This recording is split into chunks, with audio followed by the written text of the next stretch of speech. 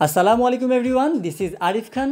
গত 17 আগস্ট রাজশাহীর সাধারণ শিক্ষার্থীদের নিয়ে আমাদের কল্পনায় বাংলাদেশ শিরোনামে একটি মতবিনিময় সভার আয়োজন করা হয়, যেখানে উপস্থিত ছিল রাজশাহীর বিভিন্ন কলেজ এবং ভার্সিটির শিক্ষার্থীবৃন্দ এবং আমাকেও সেখানে আমন্ত্রণ জানানো হয়।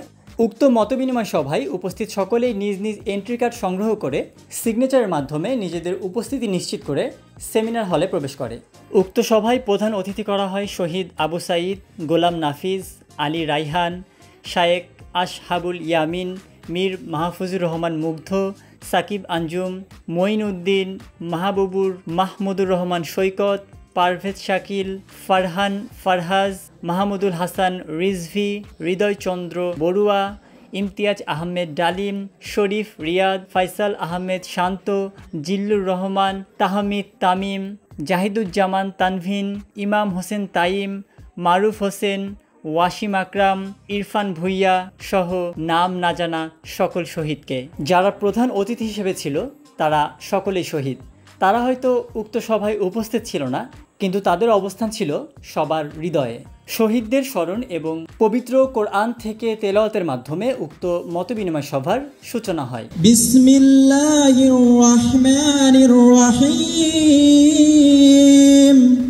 পরম করুণাময় অতি দয়ালু আল্লাহর নামে। এরপর সম্মিলিতভাবে জাতীয় সঙ্গীত পাঠ করা হয়।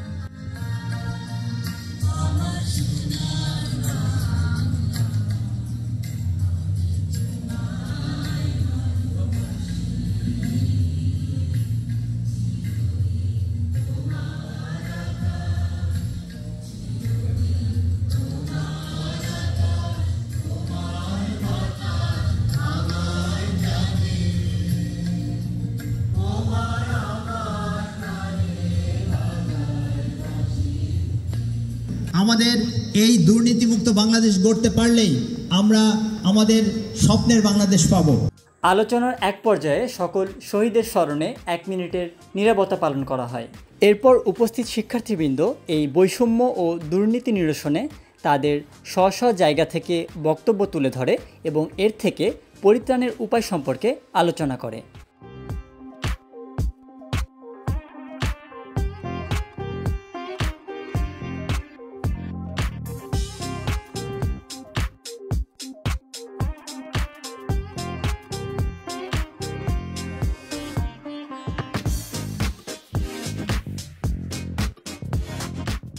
এরপর দোয়ার মাধ্যমে শহীদদের আত্মার মাগফিরাত কামনা করে আয়োজনের সমাপ্তি ঘোষণা করা হয়।